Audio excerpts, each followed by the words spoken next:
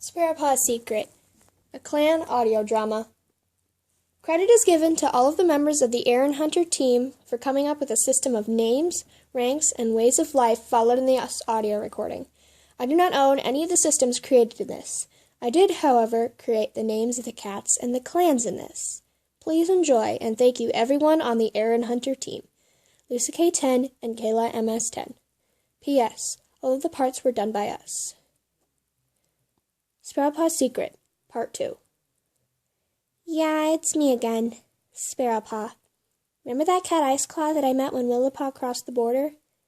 Yeah, I wished I could forget. The whole next moon I couldn't stop thinking about him, but whenever my thoughts jumped to his handsome walk, to his glossy coat, I would shake my head and scold myself for even thinking of such things. He was a cat from another clan after all, so the night before the gathering I fell asleep just waiting and hoping to see him again. While I slept, however, something was happening not too far away. It's time to leave my story, and for you to see the whole picture. Iceclaw sat in the warrior's den, unable to sleep. It was late, and he was tired, yet he couldn't get the pretty brown apprentice out of his head. He stretched for a moment and padded outside, taking care not to wake the others. Quietly he crept out of camp and sat staring at the moon. A rustle in the bushes behind him made his white pelt stand on end. "Who's there?" he whispered quietly, not wanting to be noticed by the camp guard. He watched the bush rustle once more before a sleek brown and white she-cat wiggled her way out. "Petaltail!"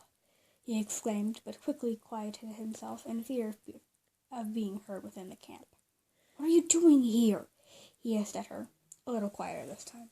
I know why you can't sleep, she said. I know you like that Echo Clan apprentice.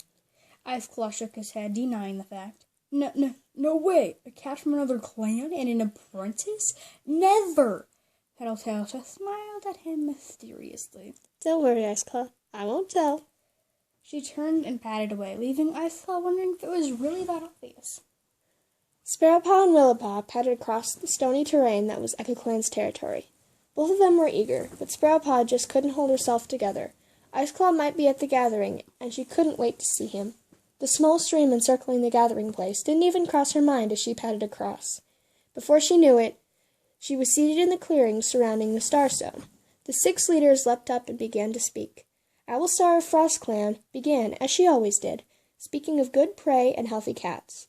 Next came Slystar, the proudest leader, who spoke not only of hell, but strength and the progress of her apprentice's training. Next was Polarstar, who began his talk, when Sparowpaw completely lost focus, for there, sitting on the outer edge of Frost Clan, was Iceclaw. She automatically shrank into the bushes and padded around behind him. "Back here," she whispered, and moved farther in when he complied. As he turned in to see who it was, he was suddenly shocked at the sight of her. He mustered a confident smile and whispered, "I knew you would be here tonight." The two talked quietly for a while, and when they heard Streamstar's voice last, they agreed to meet the next night at the territory's edge and slowly moved out to listen. What came next was shocking. Extremely shocking.